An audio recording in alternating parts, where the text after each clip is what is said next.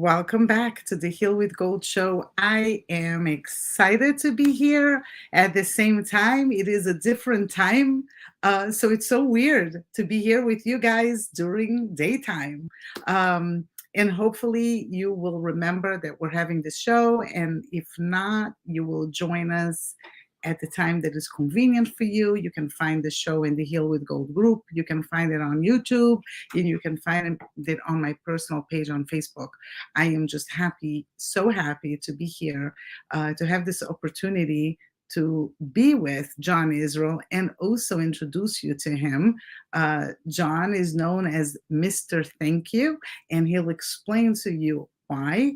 And very interestingly, I had heard him speak um, like quite a bit ago, before COVID, I believe, or early COVID.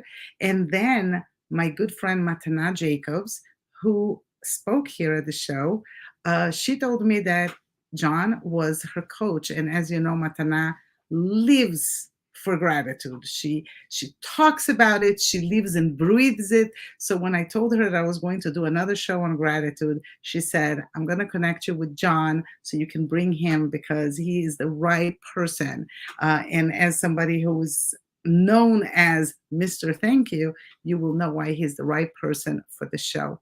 I just wanted to remind everybody that these 10 shows that we're going over, the 10 golden nuggets to heal your mind and soul, is in memory of Miriam Amsalem, a friend of mine who passed away suddenly from an aneurysm.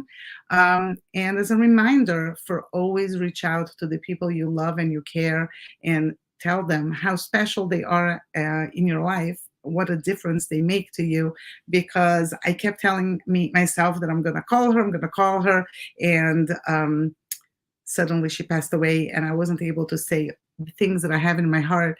And I really hope that she's somewhere watching this show, seeing what we're doing here, doing in her memory, and she has a smile because she was all about helping people heal in their journeys. So I see that people are coming in.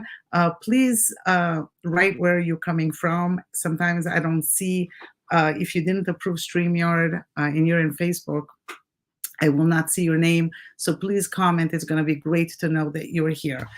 So again, we're doing the 10 golden nuggets to heal your mind and soul. We're talking about gratitude, and without further ado, welcome, Mr. Thank You. Hey, how's it going? Good. How are you? I'm just enjoying being in an air-conditioned office building while I live in Dallas, Texas, and it's like 100 degrees today. So, And let me tell you, you started with your gratitude. yeah, I I don't know if am you very noticed. grateful. I don't know if you noticed, but it came out. Yeah, my wife may not be as grateful, who's probably outside playing at a park with our kiddos in Oh, the 100-degree weather, but I'm sure they found a creek or a shaded tree, hopefully. yes, hopefully. Um, hey, Kim, nice to see you. Um, yes, let me know as you join, let me know that you're here. John, I wanted to talk to you about your journey. How did you, because I know what you do, but I don't know your history and how you got to where you are today. What you did before, Mhm. and how did you start this? Yeah, for sure. So I'll clarify for the audience a bit. So we have a couple businesses. So I'm an entrepreneur. Specifically, we have two businesses. We have a strategic gifting company. So we do gifting for anyone in the real estate, mortgage space, financial planning, things like that. We help people say thank you for a living. Started that business about 10 years ago. And it's called Mr. Thank You. That's kind of where the name Mr. Thank You comes from. And since then, after launching this thing that became known as the Mr. Thank You Project, which was really just a small social experiment around gratitude and human connection, that really started to out of nowhere just get some national news. Got interviewed on Fox News, ABC News. It was put on Good Morning America, and all sorts of crazy things happened. And then ultimately, it became a book, and then a TED Talk, and now a worldwide movement. And our mission is pretty simple. It's to elevate the level of gratitude on the planet by inspiring 74 million thank you projects around the world. And that's because for me personally, that's what I went through back in 2016 as an entrepreneur. I was overworked, overwhelmed, and about to quit. And it wasn't until I came home one day, and we only had one child at the time. Now we have four. But my wife was nursing our infant son at the time, and I came in to complain about the day, as I always did when I came home.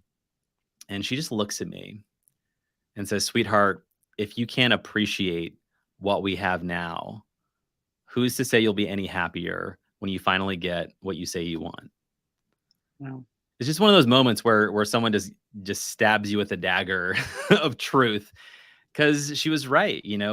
We had a good life. I made good money. Our business was successful, but I was still unhappy. I was unsettled. I had the problem. I didn't have a name for it back then, but the name that we know what it is now is called perpetual discontentment, which is this never ending feeling that what is not enough. And so I decided I needed to change that, because she's right. If everything's a habit and I can't be grateful for my life as it is right now, who's to say it'll be any different later in life when I finally, land the next deal or accomplish the next goal?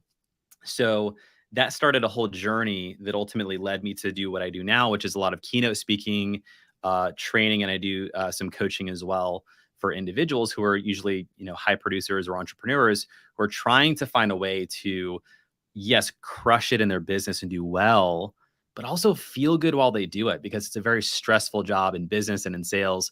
And so my goal is to really help people as they're achieving to learn how to practice something we call emotional resilience, which is the ability to um, metabolize pain into progress, challenges into something that's productive and useful, so that they can be in a high stress job and actually still feel good and come home, not bring it home with them as they do that. So that's kind of where we started. We still run our strategic gifting company.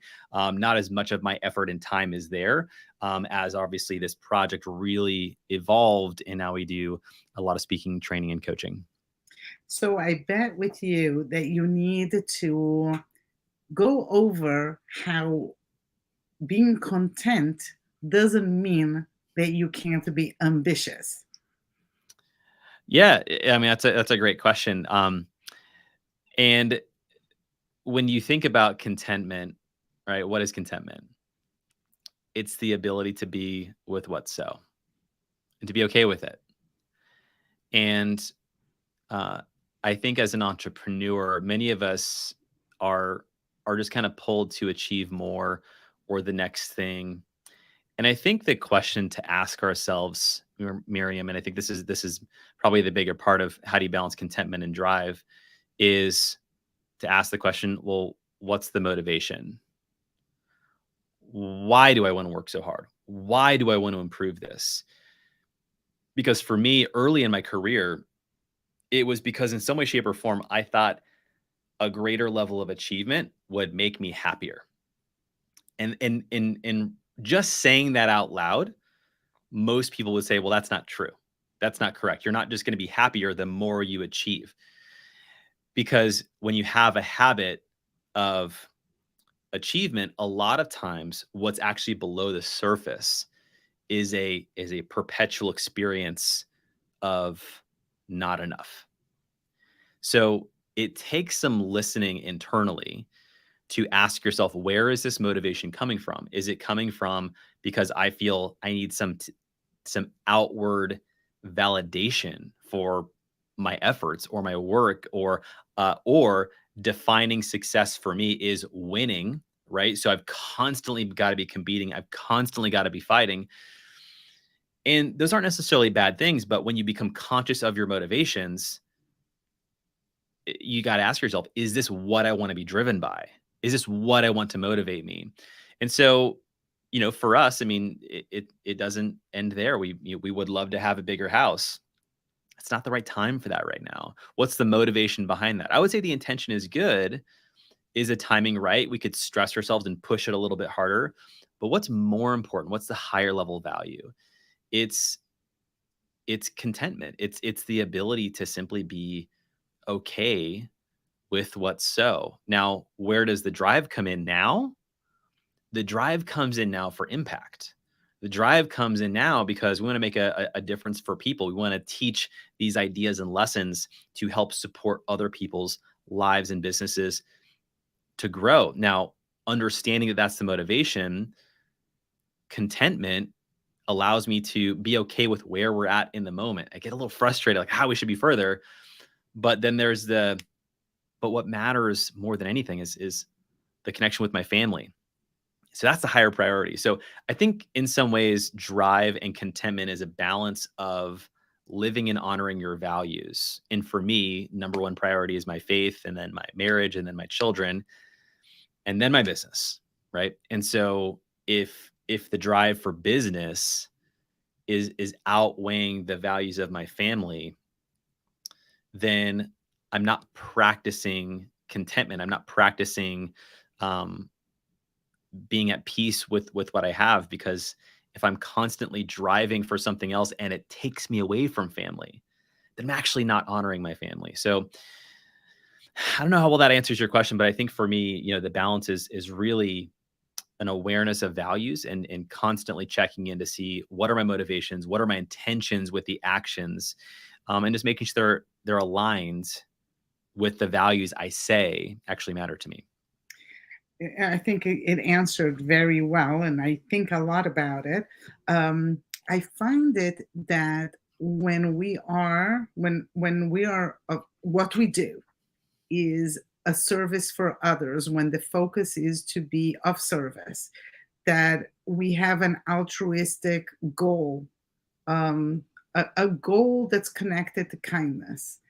Um, the drive, right, is not something, it's not relating necessarily directly to your achievement within that business, but with the result of how you can expand and influence other people in a good way.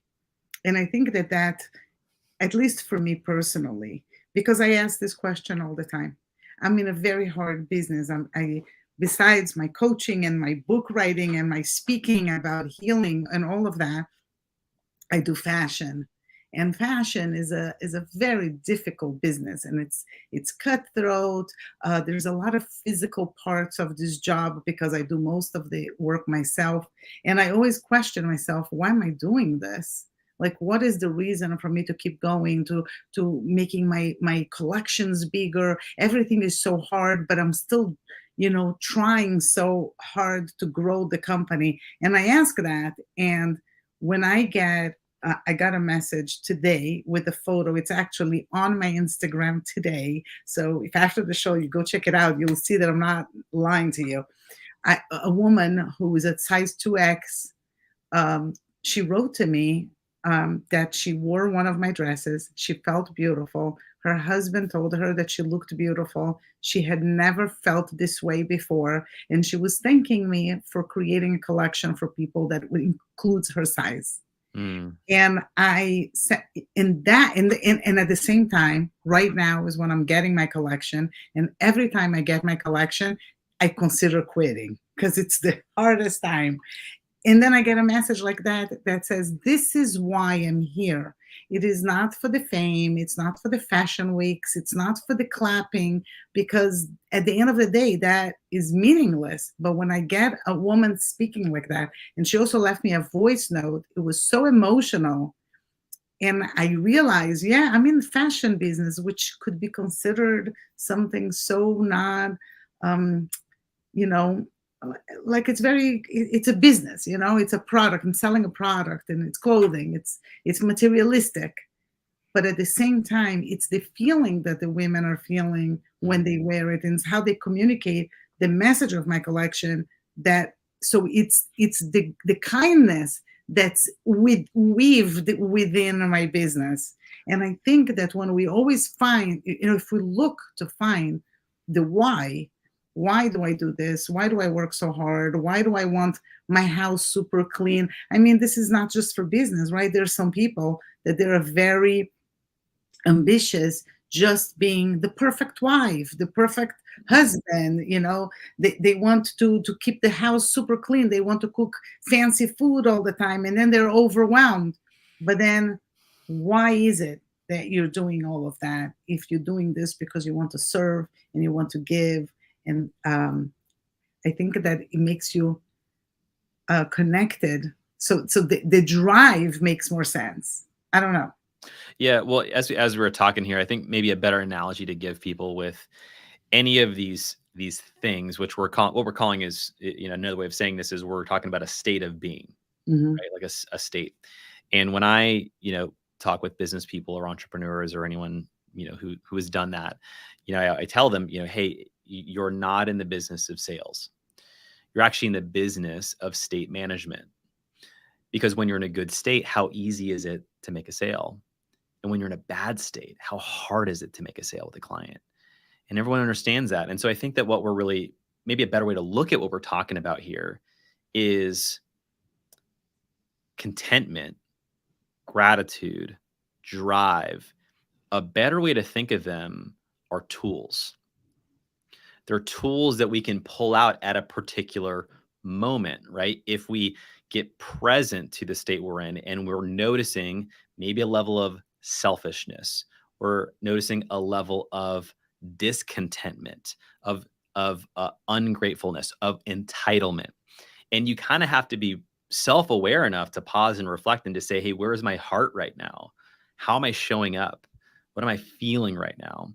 And to ask a different question that would allow us to shift into a different state, right? So if let's say that we were in an experience of like we really wanted something and for whatever reason it's just not the time. It's not the time to buy the thing, to say yes or whatever, to ask to instead of getting like maybe upset with ourselves or maybe feeling ashamed because we weren't as good at saving our money or we went through a financial struggle, instead of judging ourselves for that, we can say, hmm, how is this an opportunity for me to practice contentment? What's good about what I have right now? And we have the ability to just to pause and reflect and look at what's so and to find the good, right? In a sense, and essentially, if we get into deeper this topic of gratitude, the best definition I've ever learned of the word gratitude is by Dr. Robert Emmons. Matanaz interviewed him a while ago. He's the foremost researcher on gratitude. Yes. And his definition he gives is gratitude is the emotion one feels when you receive a gift or experience something as a gift. And that makes a lot of sense when you think of it in the context of someone gives you a gift, right? And it's unexpected and it's meaningful. How do you feel? You feel grateful, right? You feel, wow, they thought of me. This is so meaningful, right? But let's say we go back to early school time in your life and the first boyfriend or girlfriend you ever had and that first breakup. In that moment, were you grateful and excited about what happened? No, you're probably upset and angry and saying, like, men are the worst, women are the worst, life is so hard. We get so frustrated and we're so in pain. But yet, with time and perspective, we can look back on those experiences of pain and we can actually say, I'm really glad that happened. Because that happened, I actually found someone way better. Or because that happened, I learned something I needed to learn about myself in relationships. Or because that happened, now I met the person I was meant to be with, that I had a family, and I'm so grateful for that. So we can actually look on this past experience, Miriam, and we can find gratitude because we can see there is a gift in this experience. There was something good. So then the question becomes, right? So when I talk to a lot of businesses or entrepreneurs who deal with high stress jobs, the question to ask is, well, how long does it take for somebody to move through emotional trauma or challenge or pain? And the answer is, as long as it takes you to find the gift in the experience. Beautiful part about that answer, Miriam, is that's up to you. And the challenge, and here's the thing, because I get that we're talking to some people who are listening who are like, but John, there is no gift in the stroke that I or my husband or my wife had, or I lost one of my children. I mean, can you tell me honestly there's a gift in that? And I don't mean to say that what happened is good. What I am saying is that you can look at something and you might not even know that there is something for you. Sometimes the gift is a lesson. Like you said, like you just said, having lost a friend and not getting that time with them. Well, you might not be grateful you lost that friend, but how grateful are you for that lesson, Miriam? That now you're more intentional about all the people you say I love you to, or call or FaceTime, that you maybe previously wouldn't have. So would you ever have discovered that lesson if it wasn't for that loss? And I'm not saying that's the reason that we lost that person, but as human beings, we always seek meaning. And sometimes the meaning we seek is negative. We seek it as, well, God is judging me, or I deserve this because of something I had done in the past. And really, for us, what we're talking about here, Miriam, is how do we control our state of being in a way that we can actually enjoy what is the life that we have? And I think this is one of the critical pieces, is just understanding the ability to look at an experience, as painful as it may have been, and answer the question, where is the gift in this experience? What is the lesson for me to learn? Or even just to be with, I don't even know. I don't even know what the gift is. I don't know what's good about this. But one day I will discover that. And Yeah. that at a minimum can just leave us in a space of peace. Yeah, I love that. And with all the women that I interviewed over the years, they all are grateful today for the experience that they went through. And let me tell you, John, some of the stories that they shared with me, they were horrific.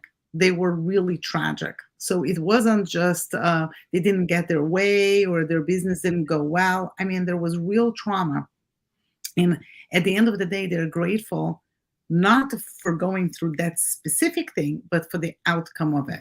So the trick really is, how do we learn to act like that in the midst of adversity? Because it's very, I find it, to me, it's easy at least to look back and say, okay, 10 years ago, I suffered a big loss.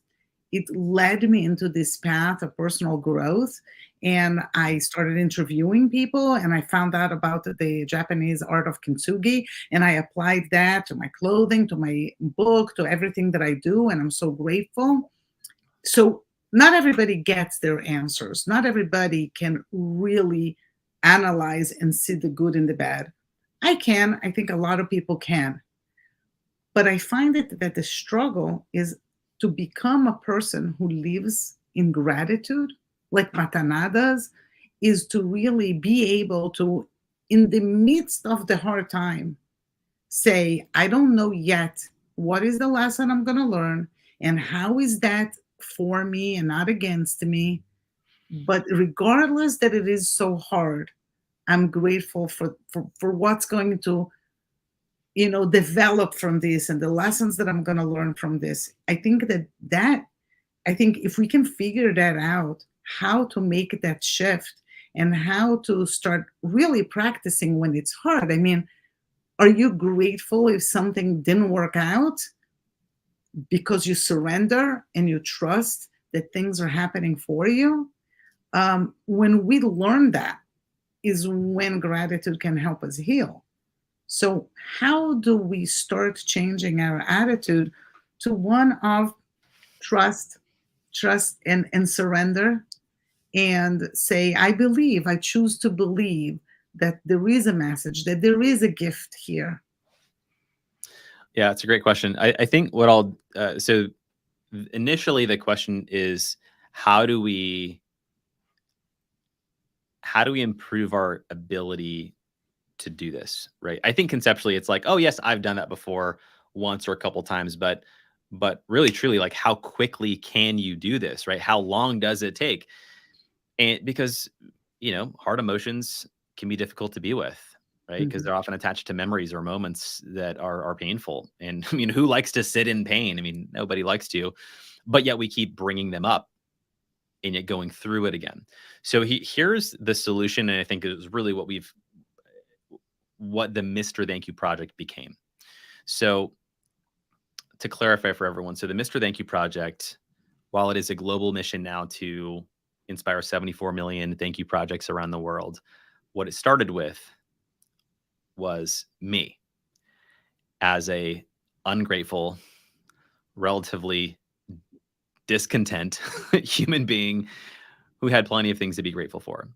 And so what I did, my gratitude project was I committed to handwrite 5 thank you cards every single day for 365 days in a row.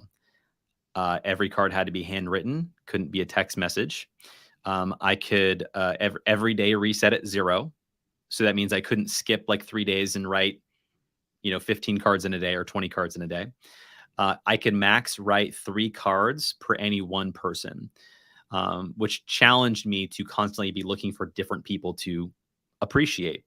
And the 4th rule was that I would have to pay $1,000 to charity for any and every day that I missed writing my 5 thank you cards. So stepping into a year committed to that, I was forced every day to be looking for who's doing something good today that I can acknowledge and appreciate. That alone, Miriam, was super powerful, super challenging, because sometimes I'm in my office all day and I'm not actually out talking to people.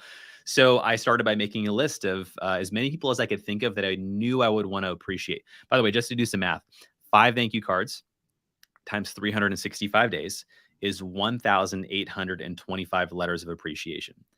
Now, I didn't know 1,825 people that I would possibly write a card to, but I had a good list, and I started by putting a list of 350 people together that I knew I wanted to thank. And some of them were, of course, everyone in my family, friends, old friends, teachers, mentors, coaches, authors, people that I just really appreciate that who had impacted my life.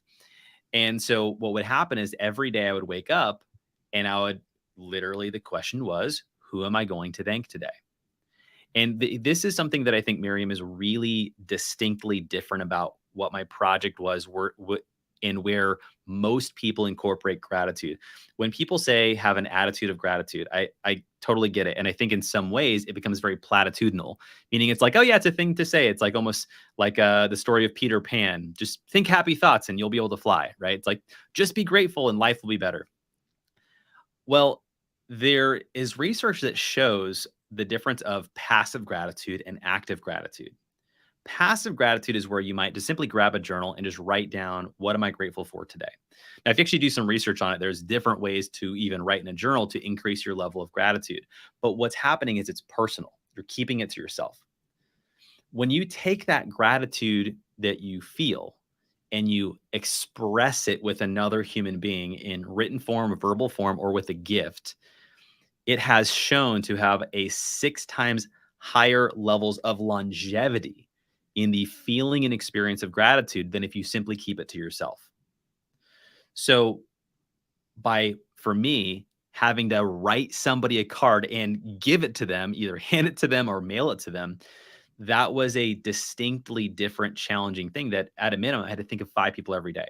So I was either looking for someone to appreciate, or I had my big long laundry list of who I wanted to appreciate. So it was this really unique year where every single day I was forced to find the good. Now, here's the thing. That sounds great, Miriam, but what about when the day's not going well? Like a great example, like I remember coming home one day and I was a tough day at work. I was out in the field and we had just moved to Dallas, Texas, where we live now. And so we're getting used to the area and I'm building my business back up and didn't go well that day. So I was like, all right, I'm going to go home early and I'll write my thank you cards. And I come home early. I forgot to text my wife that I was coming home early. At this point, we had 2 children. We had an infant son and then a 2-year-old. And so I come in the door and right when I put my key in the door, the dog barks. Well, because the dog barks, it wakes up our sleeping child on the sofa. And then because he wakes up, he starts screaming. And then the baby that my wife was nursing had fallen asleep. Now he wakes up because his brother is screaming. So I've got 2 screaming infants, a barking dog, and my wife is looking at me like she wants to murder me. And I had just had a terrible day at work. And then she's like looking at me like, why are you home right now? And I'm like, all right, honey, I'm going to go to my office and I'm going to go write thank you cards to strangers. Like, that's the last thing I want to do. And this is where I think that a big part of this project, or for somebody who says on this call, they say, I'm going to do this, I want to make gratitude a habit. Here's the thing that you would learn. Anytime you make a commitment to do something, the crucible of learning comes in the moments you don't want to do it. That's where you learn the thing you needed to learn. So for me, it was, how do you be grateful when you don't feel like it, when life is hard and your relationships aren't going well? And so I got to my office, Miriam, and I literally could not harness an ounce of gratitude to write any positive words to anybody. Now, but there was a consequence, right? What happens if I don't write my 5 cards? I got to cut a check for $1,000 to a charity. So I'm like, I got to figure this out. So I was studying mindfulness and meditation, and I was learning a lot about calming the mind. So I literally turned the lights off. I laid on the floor. I processed the day.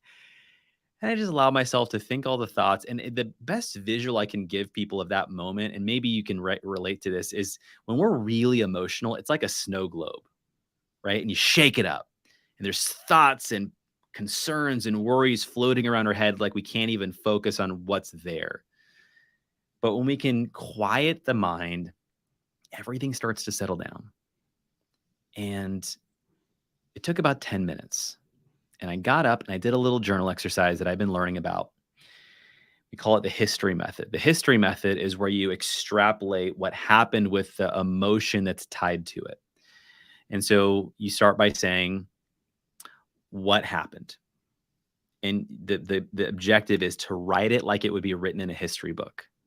Not like, oh, my wife is so mean or my husband's such a jerk, but like, no, I did this. I came in the door, the dog barked, this happened, right? Because when we remove the emotion, we remove what's like what we're triggered by or attached to. And we write things as they happen factually. And then we say, what am I making this mean? What I'm making this mean is my wife hates me and she wants to divorce me. Then the next question is that true with a capital T? Meaning, is that inarguably true? Is that exactly what's going to happen? And would anyone else who saw this be able to say that is exactly what's going to happen? And the answer to that question, of course, is no, most of the time. So then the question is, well, what will most likely happen? Well, I'll apologize. She'll forgive me and we'll have dinner. Okay. How do I want to feel? I want to feel grateful. Okay.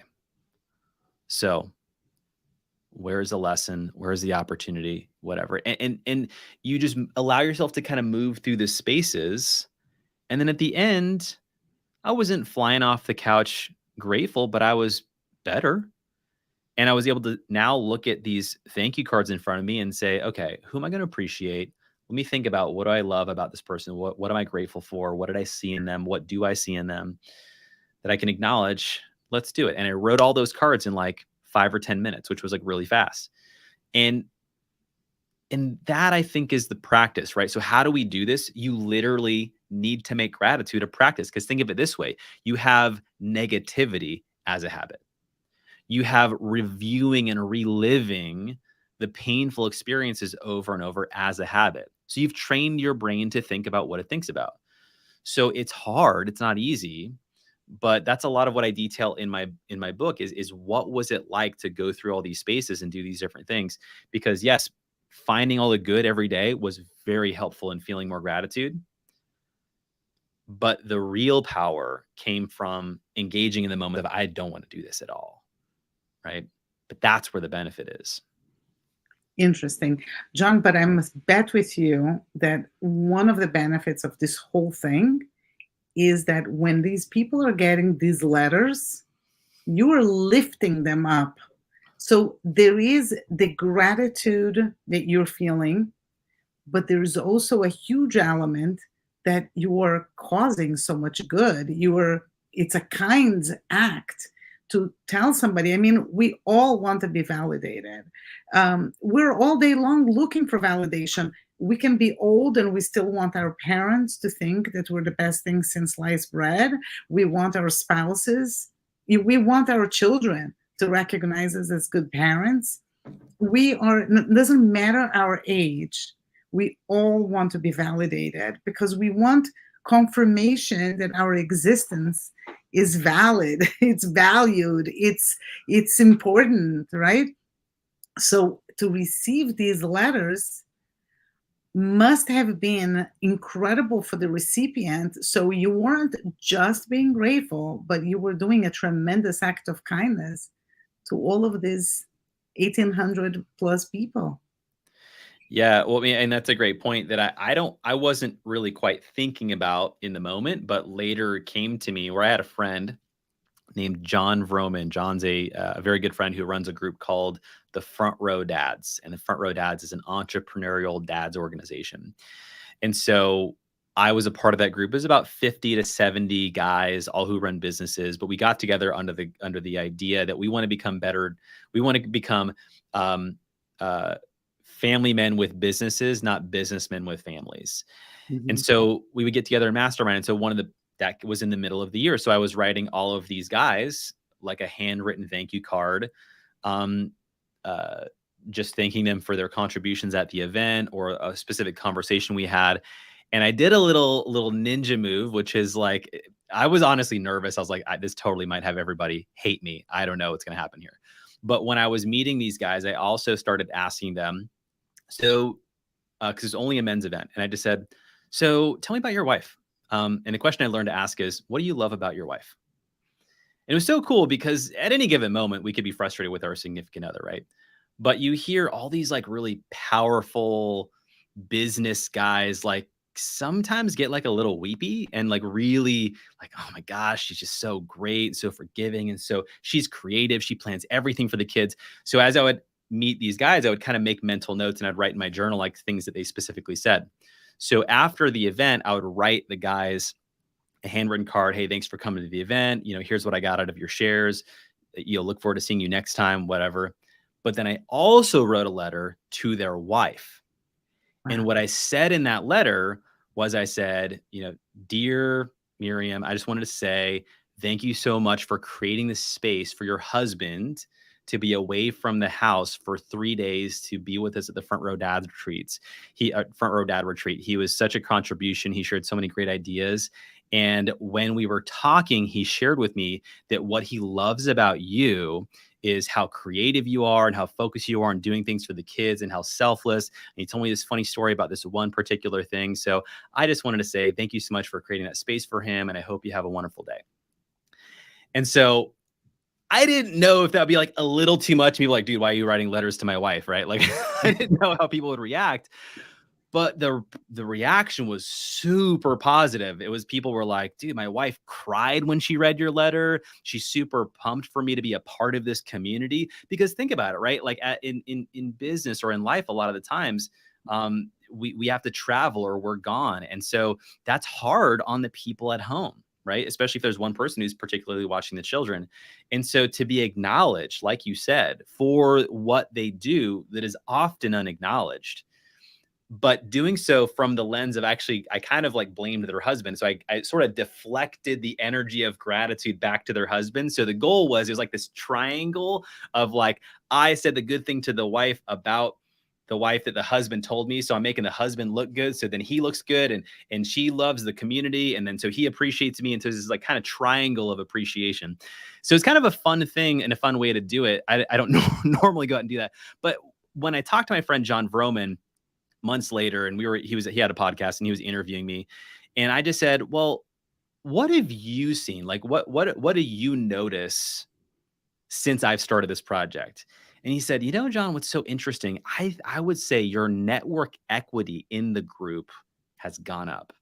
Like people like to have John Israel around. And that was such an interesting concept because when we look at building our life and our relationships, so much of it is based on the communities that we're a part of and how we show up.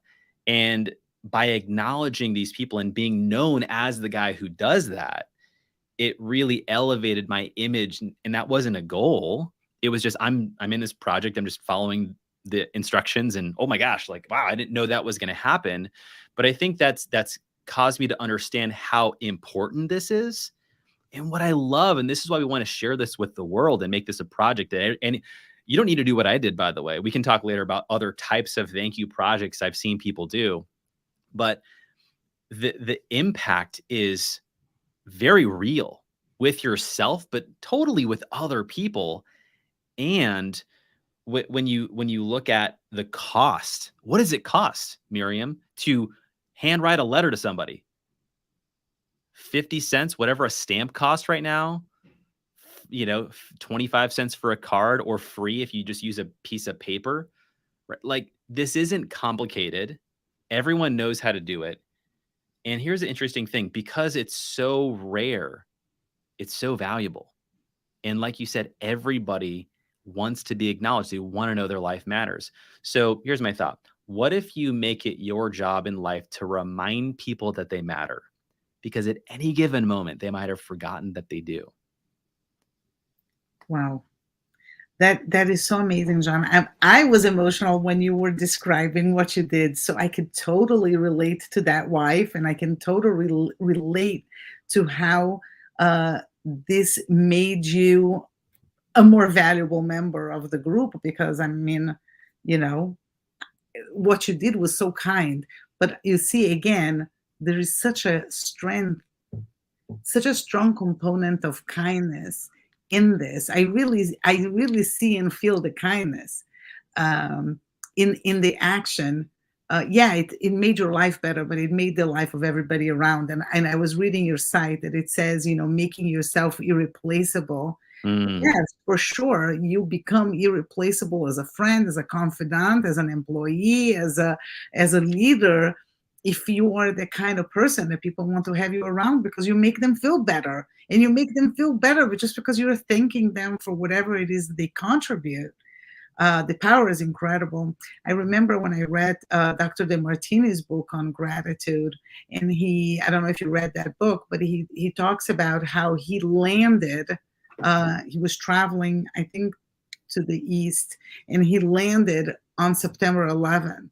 And he didn't know anything when he was flying, but when he mm, landed, he found out what happened. And mm, he was at the airport, and he said, you know what, I need to write down what are 100 possible good things that can happen from that. mm, And it was such a shocking statement, because, we're all grieving, we're all scared.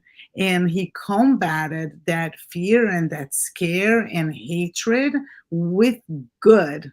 mm, So I felt that this was for him a gratitude project. You were talking about that there are many ways.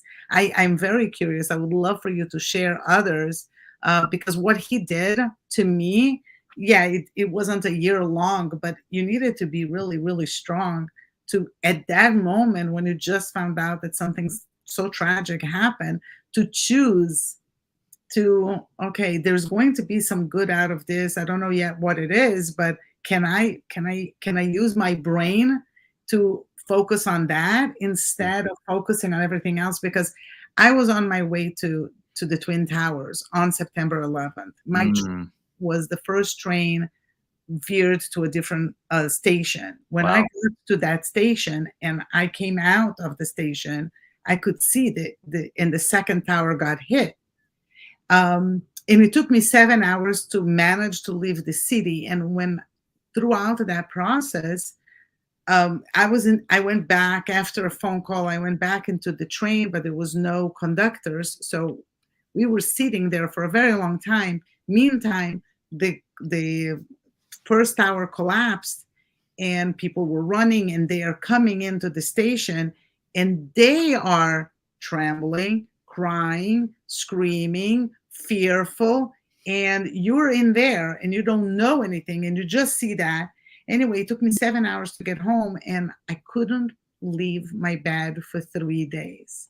I just couldn't, because I kept thinking about the bodybuilder who was sitting across to me from in this train station. I can still see his face, and he was trembling, And it was such a juxtaposition of his physical strength and complete brokenness. Wow. And you don't even know, do I go hug him? Mm. I'm a married Right. woman. Does he want me to say I'm with you? Like, what do you even say? So there's so many emotions that you feel, that for 3 days I couldn't move. But what he did was to say, well, I have a choice right now, right? What am I going to do with this emotion, with this energy?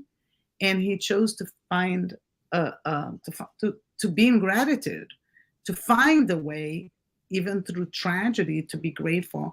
But if you could share other gratitude projects, I think that we can all learn from these ideas how to Yeah. implement in our own lives. Yeah. It's a great question. So I think that the one thing that'll help is if anyone here chooses to pick up a copy of my book. In there, I list a lot of different ways that I wrote cards. I think that's actually helpful to know that some of it. This is an interesting thing. So some of it was writing thank you cards to people. Sometimes it's writing thank you cards to companies or organizations who I valued and respected, or authors. And then there was a whole part where I actually didn't write thank you cards. I actually wrote apology letters to people that I had hurt. And in some of those, it was actually apology emails, because I think they probably wouldn't give me their mailing address to send them a Christmas card. Um, and that was really powerful and meaningful. And technically, I counted it differently because it wasn't a handwritten card, but writing cards to myself. I had a meditation teacher I was working with at the time, and so he asked me a great question, which was, John, how many cards have you written to yourself? I was like, Zero. ooh. Yeah, I haven't. That's not been. No, it wasn't writing, thanking other people, right? And so he actually challenged me to do that, to write a letter to myself, acknowledging and appreciating myself, and also from this perspective of healing, to write letters to myself at ages that were challenging and traumatic. And any number of things, from, I had a business failure that I was kind of ashamed of for a while, and writing a letter to that version of myself from a place of wisdom, from a place of knowing, from a place of knowledge, and from the caring conversation no one ever had with me during that time. Or the letter I wrote to myself for when I was 13, and I was sexually molested by a friend, and really no one but my wife knew about that, and bringing a love to that version of myself, and talk about an experience that, how do you find a gift there, Right. right? And any number of things. I wrote like 12 different letters to myself of challenging times, and the practice was to go through and to read the cards to myself, and actually to feel them as though I was that 13-year-old or 12-year-old or 18-year-old version of myself, and experience the processing of that emotion. It was super powerful, really wild experience. Like that those are some examples of different things that I did. Hmm. And when I've done research since this project has happened, I mean, there's so many different things, right? So, on the simplest scale of a college student who saw me speak somewhere, and he said, "Man, I loved your idea. I'm a broke college student. I didn't have any money for Christmas gifts this year, so I actually just wrote a page-long thank you letter to every member of my family, and that's what I gave them on Christmas." He's like, "It was better than any gift I could have ever afforded. It was literally the best Christmas I've ever had in my life." That would be considered a project. There is a woman who she has a TED talk out there, and she has a gratitude project where she took a picture of something she was grateful for every day, and she journaled about it, and so she talked about how the impact of capturing visually something she appreciates, and noticing how the change it was to just take a picture of her husband, or each of her children, or a scene or something happening in the world. There was another man who also young man, I think he was in his 18, 20 years old. He actually just simply made it a goal every day to thank somebody in person. And he just talked about like being at a car, like a stoplight, and seeing an older like person he knew from high school, like at the stopwalk and stoplight, and calling them over and thanking them like from the side of his car for whatever reason he wanted to thank him for it, and just the power of like making that a priority every day for his life. And there's a woman, really powerful video of it's actually, I think it's called the Thank You Project on YouTube, and she had a really traumatic experience where she was in a car accident with her husband and then infant child, and her husband died, and her infant child was severely injured. And there's this major issue of just, saving her son and getting him healthy while losing her husband, and then now being a single mom, and all these, like, how do you navigate that? So 5 years later, she goes back to that hospital, and they create a luncheon for every nurse and every doctor who was involved in the support and care of her son. And she gets to publicly thank them with a microphone for what they did. And she gets to show them her son and just tell them how grateful she is for what they've done. And that is super powerful. There's another gentleman who did a gratitude event where he was very successful as an entrepreneur, and so he had made a lot of money. So he wanted to take a moment to like literally love where he came from. So he held an event where he invited all these people who were special to him in his life, and at some point he literally just got on a microphone and just thanked everybody individually, one at a time, at the party.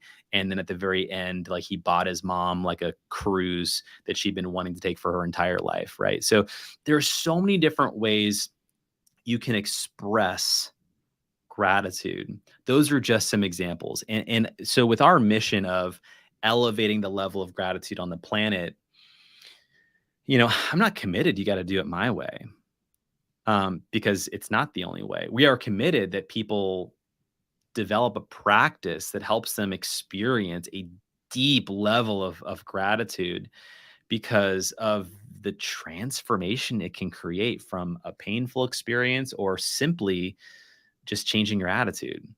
And it's very powerful. And so we just want to help people do that. That's kind of our business. It's unbelievable. John, I interviewed a woman who, when she was 6 years old, she was playing with a neighbor. They were playing Barbie, and she realized she forgot her favorite Barbie at home. So she told her friend that she's running home to get that Barbie. And when she got out, she stepped on the street, and ice cream truck passed by and hit her and severed her leg. So she lost her leg that day. And she told me, and I remember being so I saw how real her gratitude was towards that person. And here is why. She was raised by amazing parents who told her that she could do anything. She became a competitive skier. She was in the Paralympics. She became a lawyer, and she gave prosthetics to kids all over the world who needed a prosthetic. And she said to me, when I think about my life today, I would have never been introduced to this world of prosthetics. And my life is so rich by what I do.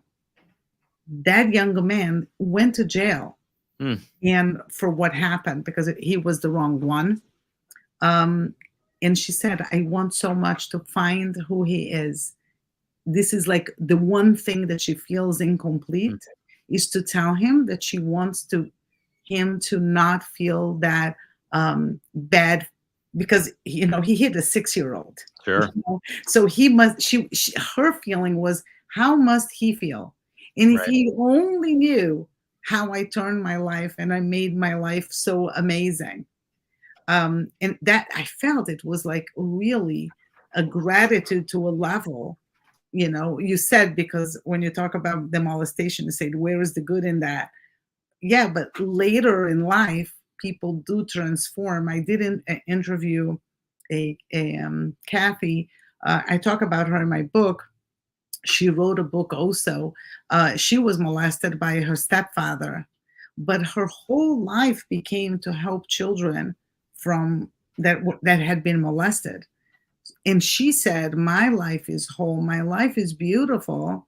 Her book is called Beautifully Broken. She also uses the kintsugi theme. um, and she said, my life has so much meaning. It's not that we want the tragedy that happened to Right. us.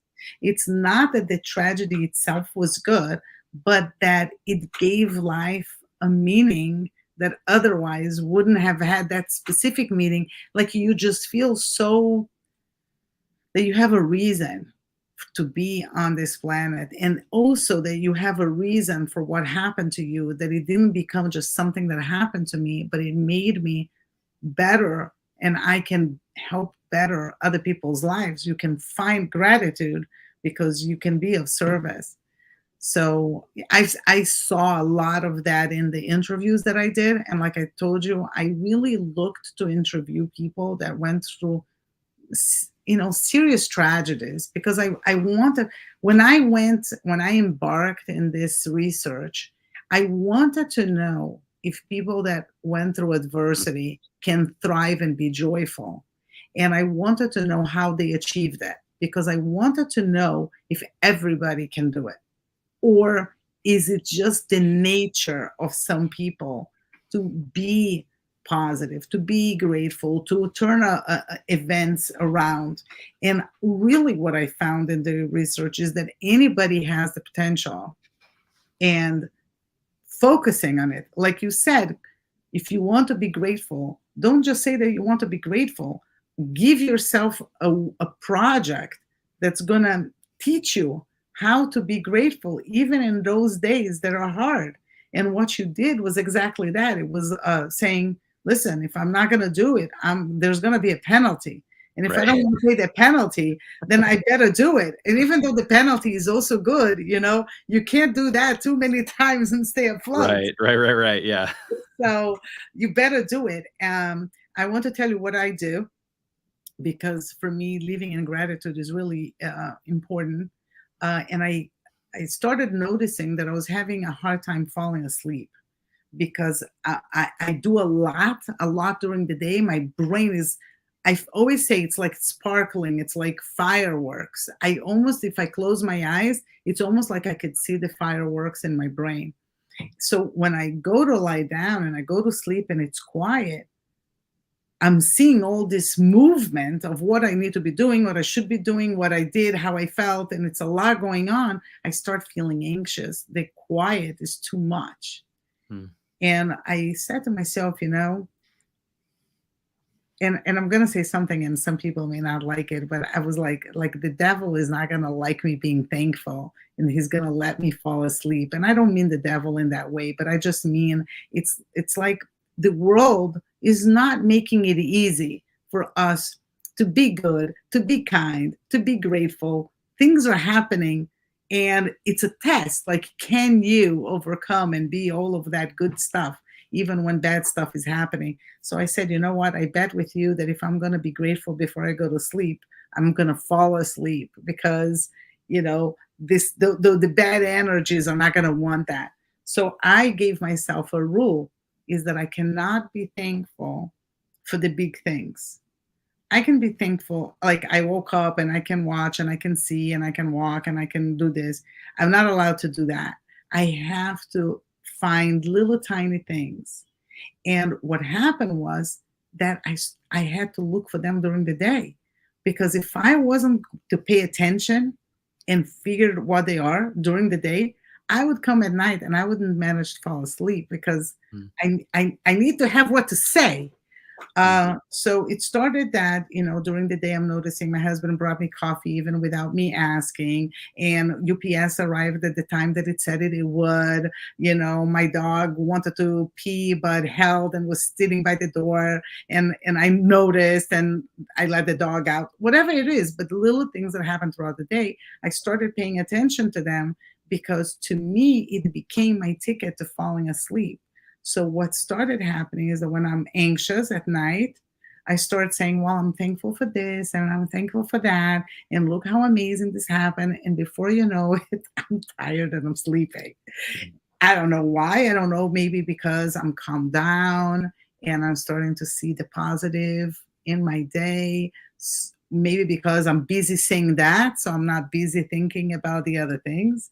But it really worked, and now it became like I go to put my head down and I start my list because I know that this is how I'm going to fall asleep. That's great.